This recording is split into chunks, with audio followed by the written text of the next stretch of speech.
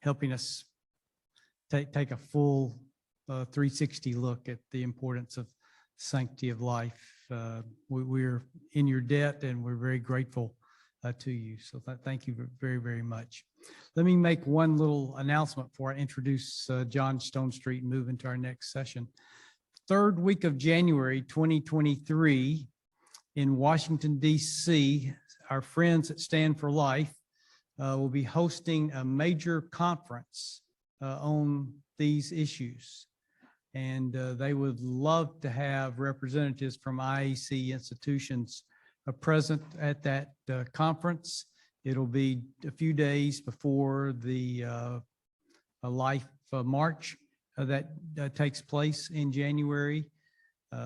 They have put together a syllabus that can be used as a course at your institution that can be connected to the conference.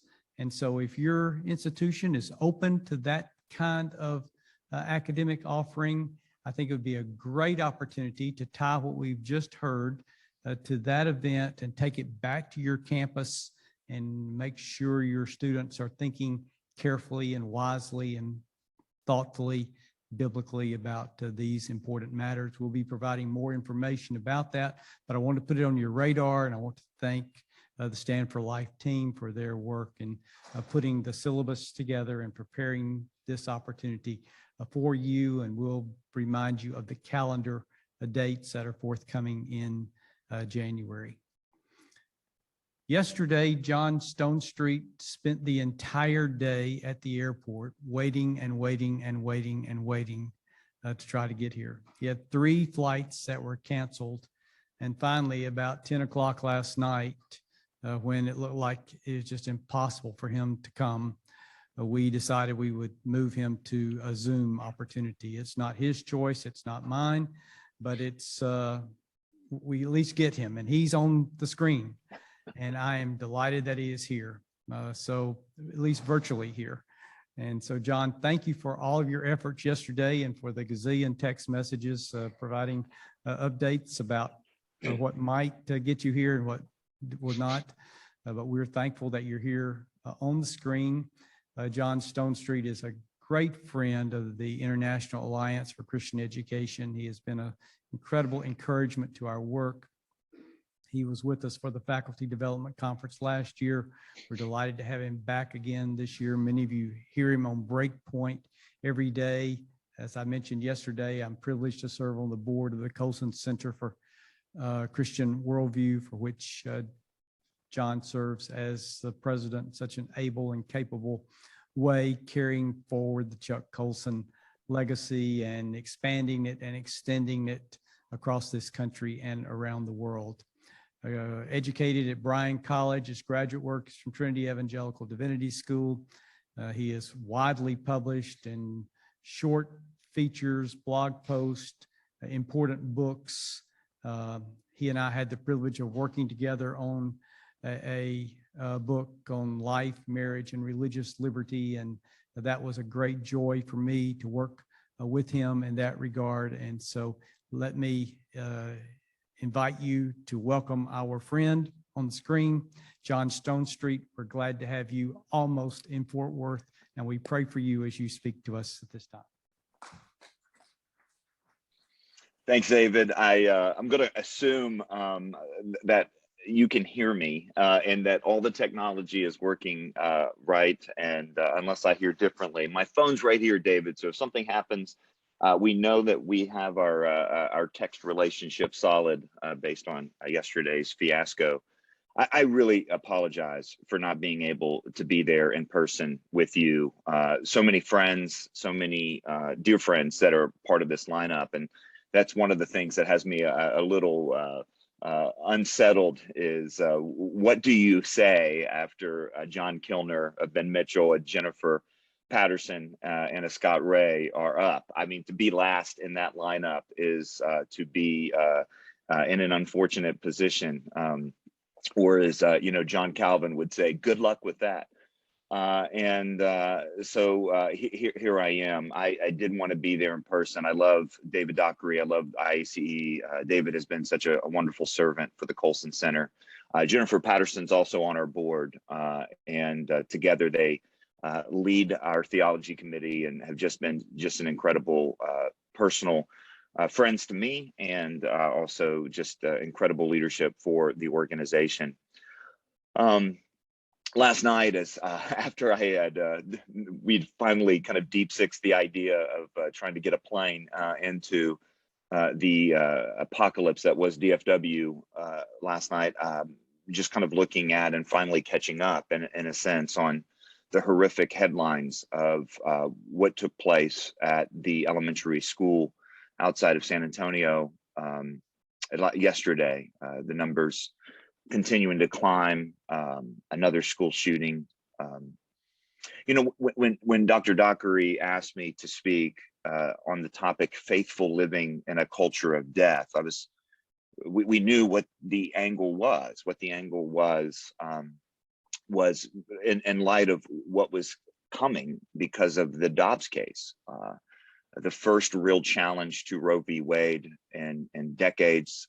Something, and of course, this was before we had the leaked opinion from Samuel Alito, which seems to be some at least appropriation of the final version that we're going to get. I think that's a pretty well agreed on thing. So suddenly this albatross, this terrible thing that had been plaguing American culture, this decision that basically granted death on demand for the preborn, suddenly being dismantled, something that had basically preempted any sort of challenge to place limits on abortion. You know, suddenly, you know, that was kind of dead on arrival because of Roe v. Wade and its subsequent decisions, Doe and Casey and so on. And suddenly, you know, there is real possibility for legal limits on abortion. And we know what we believe on that. First of all, that if the Roe is dismantled, like we think it's going to be by a decision in this Dobbs case, the pro-life movement is not over. The pro-life movement is in a new chapter. The real work has to be done at the state level. Now, we know that in a sense, this has been the real success in dismantling Roe in the first place, is that a Mississippi Solicitor General had the courage to not only pass a state regulation, a legal limit on abortion, but then to actually defend it that way and defend it in such a way as to challenge Roe. And this is a fascinating, even if you're only interested in jurisprudence, this is a fascinating set of events leading up to the challenge of Roe. And of course, we see that elections have consequences, state elections as well as national elections. This is proceeding as is. You know, we have to be honest, because of a different sort of Supreme Court than existed before. That all is clear. But we also can learn from history. And what that means is you can have a federal sort of shift, but if the culture is not ready for it, it will not be sustained. The classic example of this is prohibition. And I hesitate, you know, to talk about this in a Southern Baptist venue in Texas. But the reality is prohibition went forward, but the culture was not there. And I think it was Chuck Colson who said, Chuck Colson would often popularize a line that I think was originally said by Bill Weichterman, that politics and law tends to be downstream from the culture. Now, that's not always the case. In the case, for example, of civil rights legislation, the law was upstream from much of the culture. But there is this symbiotic relationship between law and culture. And if a law is passed and the culture will not sustain it, then that law does not have a future. And that was the story of prohibition.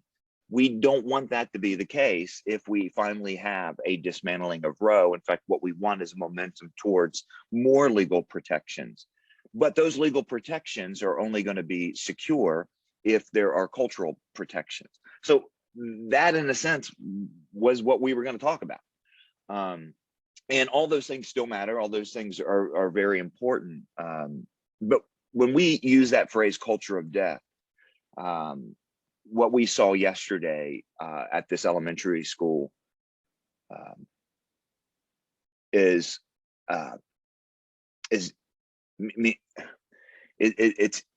it points to a deeper embrace of death across our culture. I don't want to nitpick. And what I mean by that is I don't want to hold up one event as if it's indicative of the whole culture. But the poison of dehumanization, and I do think Roe v. Wade bears responsibility for this. I think our nationwide fascination to protect abortion rights plays a role in this. But where we're at is where we're at. We are at a place where a culture of death is so deeply embedded in the cultural imagination that we have to rethink this. We have to think of it on a deeper level. Now, let me be clear. I'm not trying here to join a conversation that's been happening over the last several years about what it means to be pro-life versus whole life. I honestly find most of that conversation annoying, and that in a sense, the idea that, you know, we can't be pro-life unless we're whole life. We have to, you know, care about all of these other issues. No major movement of cultural justice has ever proceeded with distracted resources and distracted attention. That's not what I'm not having that conversation right now.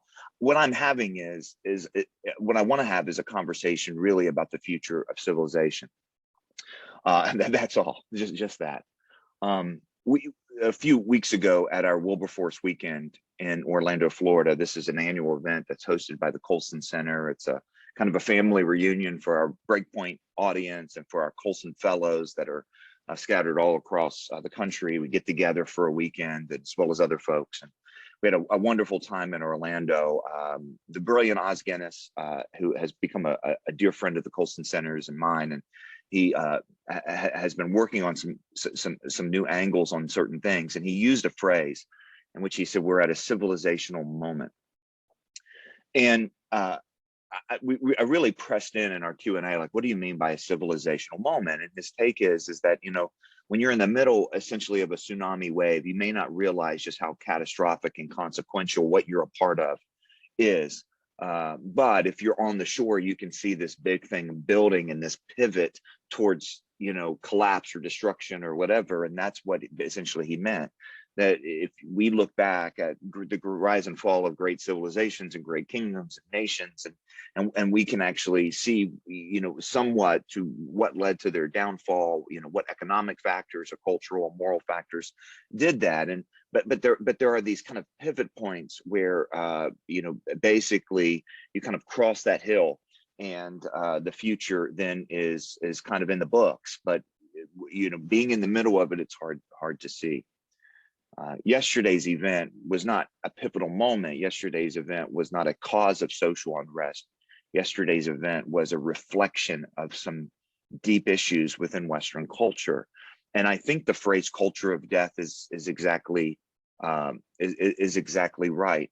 For the last, interestingly enough, if you go back before the pandemic, in 2019, it was the third year in a row that the average life expectancy for an American male went down.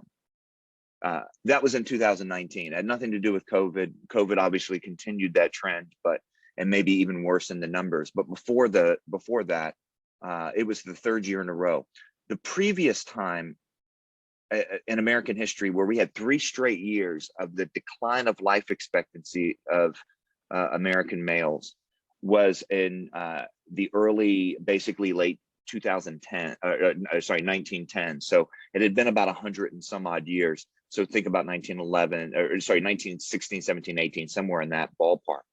At that point, we're dealing with the Spanish flu and World War I. Since then, of course, our ability to treat disease, our ability to extend life had, you know, we're doing it now in ways not even imaginable, as Scott alluded to, you know, 100 years ago. So what was leading to the average life expectancy declining at a time of technological, you know, miracles and before COVID? Of course, a lot of people have pointed to what's known as the deaths from despair. This has to do with opioid addictions, it has to do with overdoses, and it certainly has to do with depression and suicide. That is a feature now of our culture of death, what's called deaths from despair. What we saw yesterday, I think, is the opposite side of the same coin. Again, I don't want to highlight something. There's so much we don't know about the shooter yesterday. And of course, a lot of times when you jump out with some sort of analysis about any sort of event like this, it ends up being wrong. That has tended to be, that's probably the most, consistent feature of news headlines, is punting to your ideological corner to interpret an event like this almost always proves to be a bad idea. But I do think what we can point to on a 50 or 60,000 foot level is that the opposite side of the coin of what we might call, or what's been called, deaths from despair, is what we should call acts of desperation.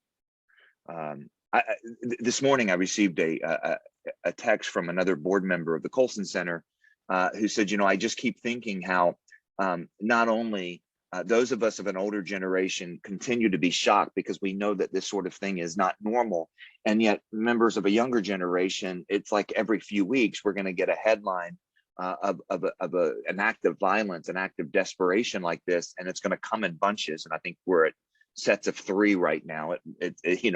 Commonly this one is coming on the tail end of a shooting that took place at a Taiwanese church, the Buffalo supermarket, and now this. And he says, but they're also going to think it's normal, and this was huge. They're also going to think it's normal to kind of punt back to their ideological corners and say, gun control here, or election over here, or video games here, or whatever, and not really get to the heart of the issue. The heart of the issue is we're at a moment where we have talked for years about the undermining of human dignity, and we talked for years about a culture that does not have resources for really grounding human dignity into eternal truths that cross, class lines and genders and races and all that sort of thing. And that eventually it was going to lead to some sort of breakdown culturally. We talked about this with postmodernism 30 years ago, that what if you believe that there's no such thing as truth and no such thing as morality, and relativism literally becomes kind of the framework. Cultural relativism becomes this framework. Well, eventually then, we'll devolve into a kind of a might makes right sort of breakdown. Listen, what if we are in the breakdown now that Francis Schaeffer talked about, that Chuck Colson talked about, that so many other people talk about? Ideas do have consequences. I know the slippery slope idea is formally a logical fallacy. I once talked to Johnny Erickson Tada about this. I don't remember what precipitated this conversation, but she said the problem is when slopes are sloped and they're greased with really bad ideas, you're going to slide down them. And the slippery slope argument might be a logical fallacy, but it seems to be a consistent reality. And here we are. You look at acts of desperation. I'm so grateful that the mask mandate now is off planes. This is not a statement if you choose to wear a mask on a plane. The reason I'm grateful for it is, obviously there's some personal skin in that game, but also people weren't okay. People were angry, frustrated. Anyone who, I just talked to somebody about this yesterday who does a lot of flying, and they're like, since the mask mandate went away, people are just, it kind of alleviated all the grumpiness that took place. We have consistently seen a rise in deaths from despair and also acts of desperation. What is it that someone would actually mutilate perfectly healthy body parts in a perpetual, non-ending search for identity? What do you call that if not desperation? We're not okay. Civilizationally, we're not okay. The cultural moment that we're in is we're not okay. We don't have groundings, any solid ground for identity. We don't have solid ground for morality, culturally speaking. We don't have the stopgap institutions, what Edmund Burke and others would call mediating structures. That, we have these individual citizens in the big state, and the thing that kind of secured citizens of being good citizens is this kind of robust middle of family and church and so on. We don't have that. What we saw during the pandemic, for example, was not so much that there is a problem with government officials calling the church non-essential, although there were and they did. The problem clearly has emerged as being everyday Christians thinking the church is non-essential. And they thought it before the pandemic, and the pandemic gave them an excuse. And that's why we have across the board a 30 or 40% drop in attendance and so on. My point is I think Oz is right. At the risk of being pessimistic and being gregarious, or being hyperbolic, we're not okay. Now, whenever we talk about the culture around us, I think I think it's important that we actually talk about the culture around us first and foremost as Christians. There's a wonderful book about sin that goes back decades now. I'm sure most of you have read it. If you haven't, it's still, I think, the best theological treatment of sin that I know of. It's by Cornelius Plantinga, Dr. Plantinga, a longtime professor there at Calvin Seminary. The book is called Not the Way It's Supposed to Be, A Breviary of Sin. And he talks about kind of this symbiotic understanding of sin being both personal and structural, and what sin actually does, and what do we think about sin as acts versus nature, and all that sort of stuff. It's just a brilliant theological treatment. And I've heard Neil talk about this on a number of occasions. He used to teach for the Colson Fellows program, and then in the book itself, it's so powerful what he says. He says, whenever we talk about sin, we need to talk about sin as if it's a real foe, a real enemy, because that's what sin is. It's real, it's not fake. And I think that's such an important point. I think David Brooks several years ago wrote a book on sin, and he goes, we don't use the word sin anymore unless we're talking about sinful desserts or something like that. And Dr. Plantinga is right. We need to talk about sin as if it's a real foe. But then he goes on, but we should never talk about it as Christians as if it's not a defeated foe, because it is. If I could take that kind of framework and apply it to culture, we need to think about culture as if it's real, but we need to think about culture as Christians. And I think that means three things. First of all, when we talk about the cultural moment we find ourselves in, and the cultural realities that surround us, we should talk about them as if they are a calling for followers of Christ, not an accidental context in which we're supposed to be faithful. So if we're going to fulfill this title here, Faithful Living in a Culture of Death, we can't just think of it as an accidental or incidental context in which we live out our calling. We need to think about it as a calling itself. And I take that from Paul's wonderful apology for the existence and nature of God on Mars Hill, which is recorded there in Acts 17. And there's so many things there. And of course, it's used all the time to think about what does cultural engagement look like. But if you get past all the noise and so on, remember he's talking to Epicurean and Stoic philosophers. And Epicureans and Stoics have very different understandings of reality itself, but specifically of the relationship of the gods and the time and place. So, in an Epicurean framework, the gods have moved on, they've lost interest, they have no engagement with the moment. And so it's kind of like, no one's paying attention. And so this is why so much Epicureanism looked like hedonism. In the words of Solomon, or decade or centuries later, Dave Matthews Band, eat, drink, and be merry, for tomorrow we die. Stoics obviously had an exact opposite view of that, where the gods basically controlled every facet and detail of life. So even free will, freedom itself, was an illusion. So Paul's speaking to this group of Epicurean and Stoic philosophers, Luke specifies. And in the middle of it, he says all kinds of interesting things in terms of, it's interesting, for example, he was asked to speak about Christ and the resurrection. He actually begins by speaking about creation, which is a fascinating point in and of itself.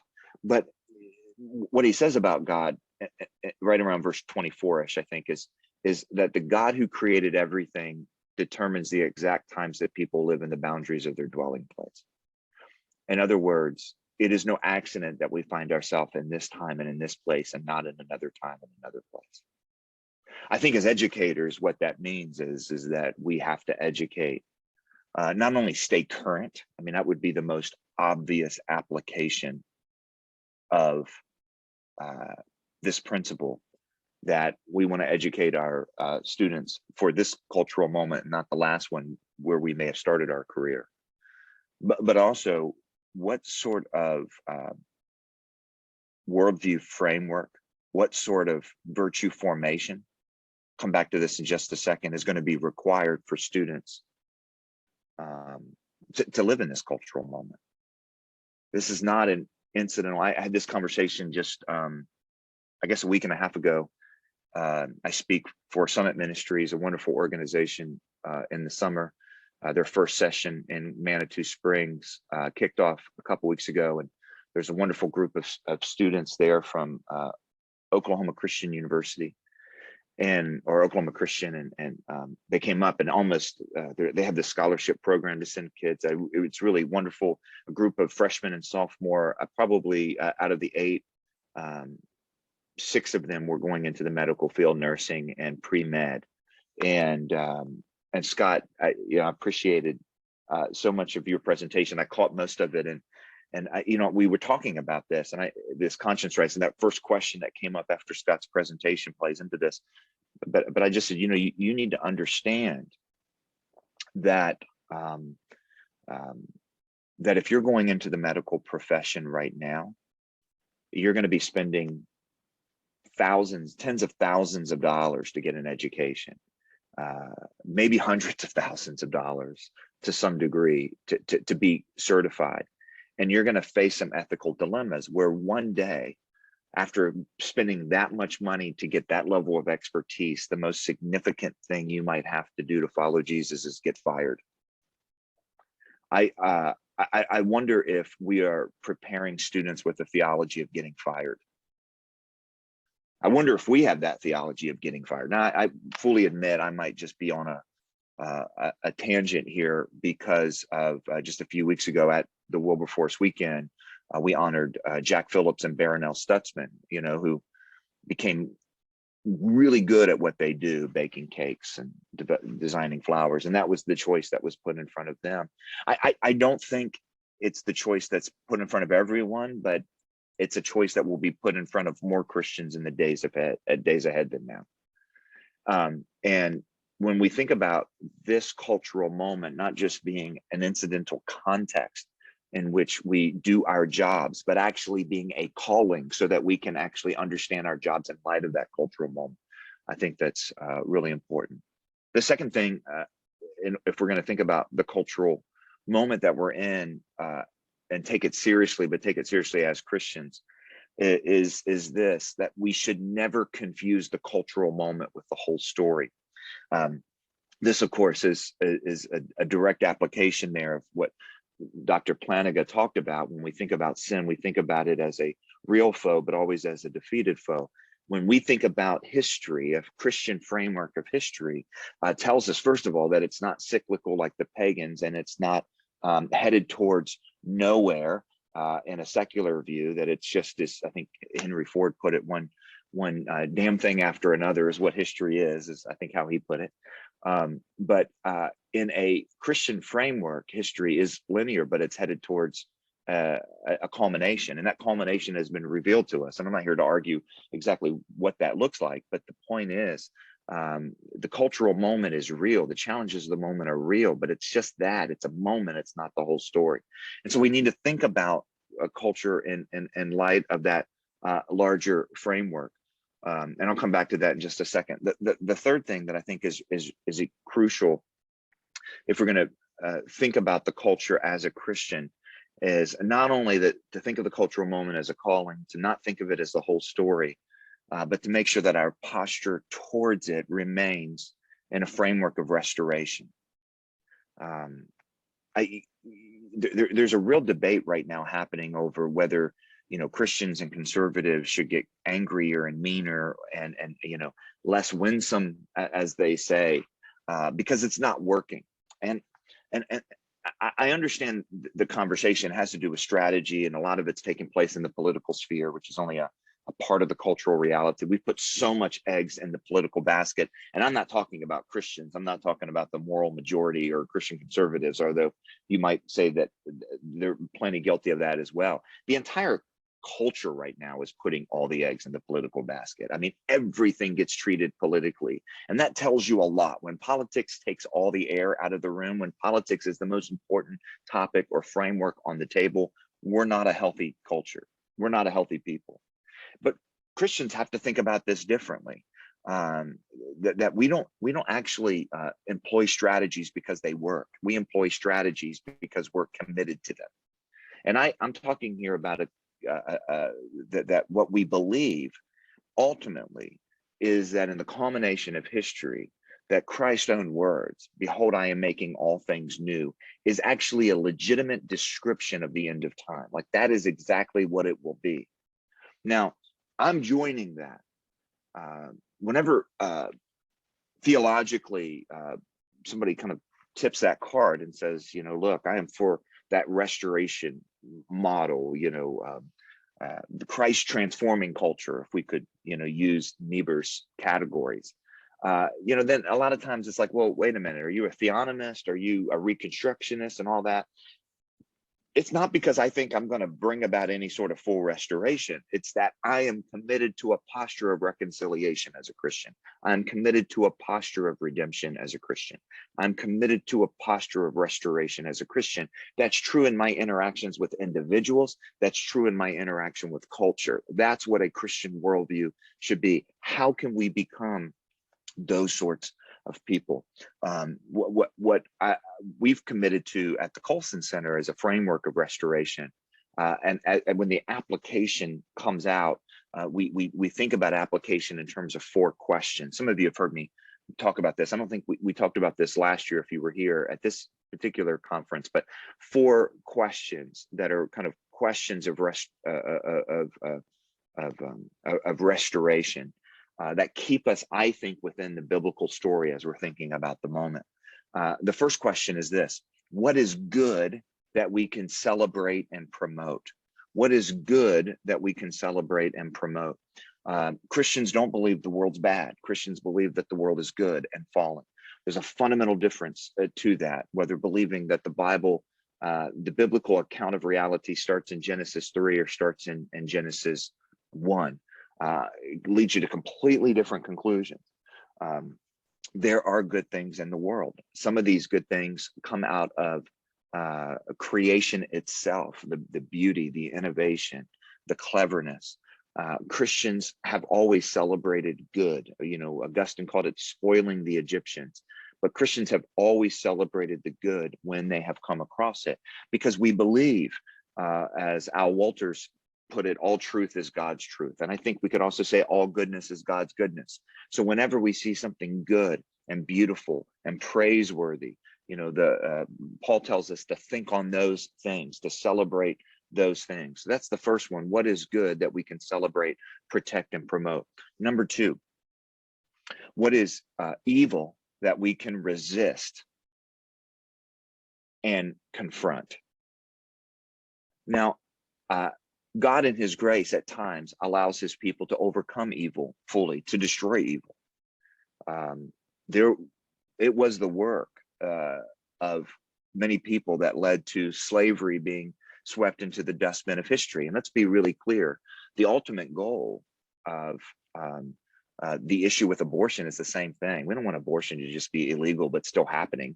We want abortion to be put into the category of slavery historically, so that people don't even think about it. It's not something that they'd consider, just like most people would never consider owning another human being. We want it to be the same sort of category. But whether or not we're going to eventually see the overcoming of these grave evils, and I'm not just talking about abortion, but I'm talking about various forms of artificial reproductive technologies, some of the things that Scott talked about. I think also the sexual exploitation ideologically of young people from the very earliest age. This is an evil that we have to consistently resist. We have to consistently confront. It's not a popular thing. We don't do it because we're going to win. We do it because it's the right thing to do, and God has called us to this cultural moment. And to be against something, to be against a behavior, is we do it because we're for something, as Martin Luther King said. So what is good that we can confront? What is evil that we can resist? and that we can, what is good that we can celebrate, what is evil that we can resist and confront. Number three, what is missing that we can innovate.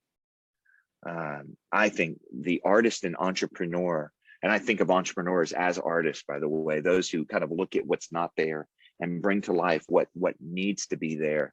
We see this in the category of beauty. We can see it in the category of finance and commerce. We can see it in the category of employment. We can see it in the category of across the board. But I think that there is, in a world where a lot of things are missing, Christians can contribute it and bring it. This is where I think, by the way, I know some of us have been in this conversation about the Benedict option from Rod Dreher. It's taken a lot of heat. It deserves a lot of heat. But the thing that I think is something for us to consider is that the monastic movement looked very different. There was a form of monasticism that hid from the world, and that's what a lot of people heard when Rod proposed the Benedict option. That needs to be condemned. That's just not a posture that Christians can take, especially a Christianity that's centered on the incarnation. And we shouldn't hide because we're losing, right? Or whatever. I think that framework was just misguided from the beginning. But this idea that Christians collect the best of education and learning and brilliance, and then give it back to a culture that's missing it, that has been an effective cultural strategy since the very beginning. I'll give you one area where I think that Christians have a profound ability to contribute what's missing, and that's forgiveness. And a culture like ours, I think it's especially true in an academic culture like ours. And this is an awkward conversation to have right now, given, for example, the report that came out on Sunday about the Southern Baptist denomination, and boy, a study done on any denomination is going to yield very similar studies, I think. So I'm not throwing that denomination under the bus by any stretch of the imagination. And we have to pursue justice. But I do think that we live in a world void of forgiveness, void of grace. And we're going to have to figure out what that looks like, because if we're not giving forgiveness back to the world has lost forgiveness. You're one and done. You're one and canceled. So what does it look like to bring forgiveness back to the world? Okay, so what's good that we can celebrate and protect and promote? Number two, what's evil that we can confront and fight against? Number three, what's missing that we can innovate and contribute? And then finally, number four, what's broken that we can restore? I love the number of words that are decorated throughout the New Testament: renew, restore, redeem, repent, reconcile. God must love when broken things are put back together, because all the words used in the gospel are rewords. God, and that of course is the framework of reality: creation, fall, redemption, restoration. To live in that moment between redemption, restoration, which is where we live, means to be all about restoration and reconciliation and all that sort of stuff. Now, I've got just a few minutes left, and here's what I want to do. I want to give two applications of what I think this looks like in a culture of death. What does it mean to faithful living in a culture of death? Yeah. Years ago, I had the privilege of working with Dr. Michael Bauman. Dr. Bauman was a longtime professor of English and theology. He was kind of a Renaissance man at Hillsdale College. He was a past president of the Evangelical Theological Society. And he was a unique thinker. He was one of those different thinkers. He thought differently. And I would teach with him at various events, and he would come and drive the students crazy with his Socratic methods, and he would push their buttons. And he had all these phrases. We call them Baumanisms, like, I'm here to make you think even if it hurts. And he often made it hurt. I saw more than one 18-year-old kid cry at Dr. Bauman's hard love. Let's put it that way. He could be brutal.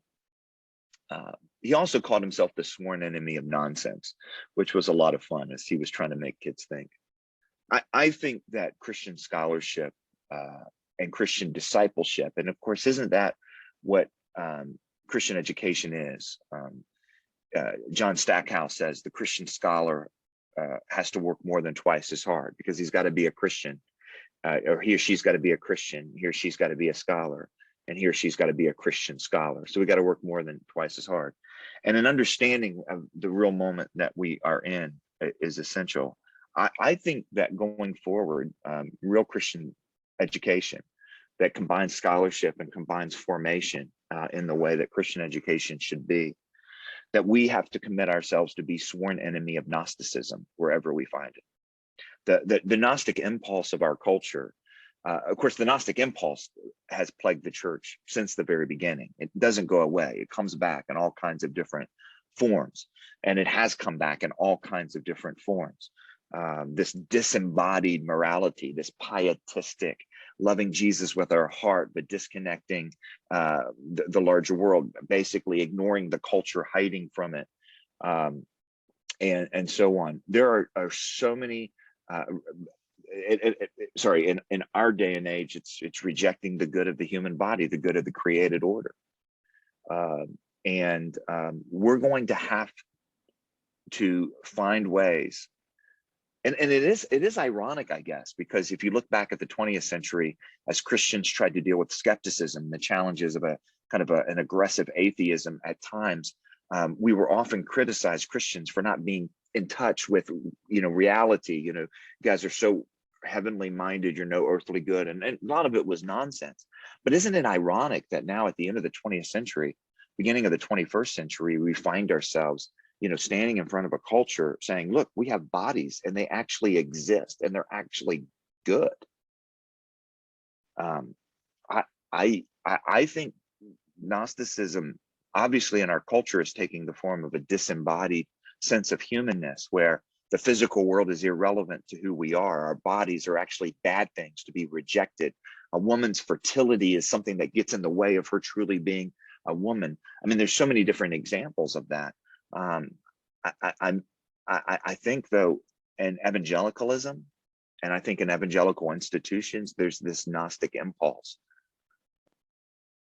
to be disconnected from the real battles of our culture and stand on the sidelines and condemn those that are actually doing something. It's a pietistic, it's a kind of a rebirth of a pietism, which I know is not the same thing as Gnosticism, but it often looks an awful lot alike. Dietrich Bonhoeffer's theology was all over the place, and people have wrongly claimed him as being too evangelical and wrongly claimed him as being too, basically agnostic or atheistic. Neither one of those things are true. It's hard to put a category over Bonhoeffer's theology. The closest that I have come is that to being able to kind of put a label on it is incarnational. It's not because I think he was always orthodox in his understanding of who Christ was, but his understanding of life and ethics and theology having to be done in, and here's the phrase he used, the tempest of the living. He wrote to his former seminary students every Christmas time, even when he was in prison, and that was one of the things he wrote to them, is have the courage to come out into the tempest of the living. In another letter, he put it this way. He said, I've come to realize over the last couple of years, and he's talking about when he was actually being moved from prison to prison, this worldliness of Christianity. It's a fascinating line. He said, I used to think that the way to be a good Christian was, to be kind of pietistic and live a godly life. And I'm paraphrasing here. And he goes, but I've come to realize, even up to this very moment, that it is only by living completely in this world that one learns to have faith. I think at the heart of that, I'm not endorsing everything that he concluded out of that, but what he meant was that Christianity is a very worldly religion. It's not an otherworldly religion. It's a this worldly religion. It begins with God creating humans, putting them into putting them into a physical reality and calling it good. And then in the high priestly prayer of Jesus actually prays, Father, don't take them out of the world, protect them from the evil one. So somehow what it means to follow God, and even in the context of that prayer, to glorify him, with the glory that he had with the Father since the beginning of time, is not being out of here, but being in here, being in this time, in this place, seeing this time, this place as a calling. When Paul describes the God of creation to the Epicureans and Stoics, and he says, that the God who created everything determines the exact times that people live in the boundaries of their dwelling place. He's not saying something new. He's articulating some kind of something that you see emerging from the story of Scripture, from creation all the way to the end. That one of the unique things about the God, the Trinitarian God, Father, Son, and Holy Spirit, is that God, it's a God completely concerned with time and place and preciseness and cultural moments and over human history, and even with his own posture being towards his creation, consistently coming down to be with his people. There's no escapism. There's just no escapism. And that means an escapism of a fundamentalism, or an escapism of a pietism, or an escapism of standing on the sidelines and condemning those that are actually out there doing things. Christianity is not an escapist religion. If you want one, Buddhism is an escapist religion. The whole point is to escape mentally. Hinduism is an escapist religion. Oprahism, which is a modern day version of Eastern thought, that's all escapist. Either escaping in your mind, escaping into positive thinking, or escaping, into the cycle of reincarnation. That's just not a Christian one. We have to become sworn enemies of Gnosticism in all their forms. And we have to help kids understand, our students understand the difference there. The second thing I think it'll look like, faithful living in a culture of death. And I'm obviously thinking here, faithful teaching in a culture of death, and I'll make this quick, is that we have to find some way to reinstitute the cultivation of virtue. When we look at the stats for abortion in America, the simplistic lines won't do. We're hearing right now, for example, that the majority of Americans want Roe. The majority of Americans statistically do want Roe, but when you actually get into partial birth abortion and fetal pain and no limits whatsoever, the majority of Americans don't want that. In other words, the majority of Americans want abortion as an option, but they don't want abortion without any limits. And that also means, by the way, when they say they want Roe, they don't know what Roe is, because Roe basically has become a cover of a free-for-all for abortion for any reason. In other words, it's almost as if we're a culture that wants abortion as a final get out of jail free card. We often see this. I don't know if I think I've heard Scott Ray say this. So Scott, if you already said this, forgive me. And if I'm stealing this from you, forgive me. If you stole it from someone else, then it's justified.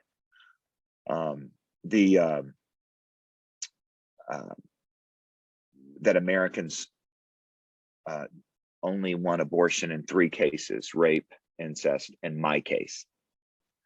In other words, we want that kind of get out of jail free card on the side. I wish this were we were only talking about, what happened outside of the church, but we know we're not. We know we're also talking about, when we talk about divorce, or we talk about anger, or we talk about, all the things that are at the root of the cultural breakdown that we talked about earlier, is that there is a lack of virtue. Not only is there a lack of conversation about virtue, even in Christian circles, we talk about values, but not so much about virtue formation. We talk about the life of the mind, but not the life or behavior. We don't put them together. And that's really what kind of virtue formation does, is it puts together. But the bigger problem is all the institutions of virtue formation have become irrelevant to the larger culture. Church, schools don't do virtue formation. Schools send kids out into the wilderness of our culture, giving them a compass that always points at them. They're the center of reality. This is, basically the easiest way that I've found to explain what Carl Trueman talks about with this expressive individualism. Whatever I want is not only I can do, but whatever I want is reality. We have got to recreate institutions virtue formation. I think what will happen, and I could be wrong, again, I don't want to be alarmist, is that it's not just going to be seen eventually as kind of the quaint, oh, look at what those, moralistic Christians are doing. There's been a remarkable shift in scholarship about the early church in the pagan world. The traditional wisdom was that the pagan world was having all this sexual fun, and the early church brought in all their prudish ideas like marriage, and it ruined all that sexual fun. And then, everybody had to dress like handmaids and, things like that. That's the abbreviated revisionist history. There's been some really interesting historical work done over the last couple of years, and different people have written on them, most recently Tom Holland, which is basically that actually the sexual brokenness of pagan societies have become so awful and so brutal, especially for women and children, that the idea of marriage and virtue and chastity, when Christians introduced it, it actually eventually came to be seen as a life-giving, powerful, holistic, loving sort of response. If it's true that the proverbial chickens of our bad ideas of the 20th century are coming home to roost, and the fragility of our society, and we see it in these kind of explosions of horribleness like yesterday, or in Buffalo, or the statistics of addictions and suicides and so on. If these cracks in our civilizational floor are actually becoming more pronounced, I think that Christians who get serious about it, virtue formation, will not be seen as prudish and anti-LGBTQ and all that. I mean, we will, and whatever. I think what will eventually be seen as is somebody that has what the world desperately needs. I wonder if, as educators, that's our job right now. If we're called to this cultural moment, then as those forming the next generation, what if we're forming them for that cultural moment, where they're going to have to be courageous at a level we didn't have to be courageous? They're going to have a consistency of personal and public morality that we failed at. I wonder if that's really what taking our calling as educators will look like in the days ahead. Thanks so much. I hope you were able to hear me the whole time. I didn't get any panic text from David, so I'm hoping that was the case. But thank you so much.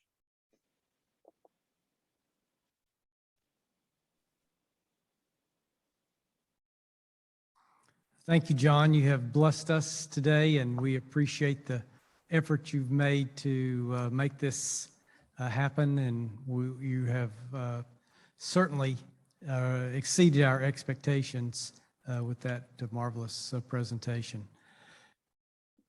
For the sake of time, we're going to wait and have questions when you are with us in person. But we've got an hour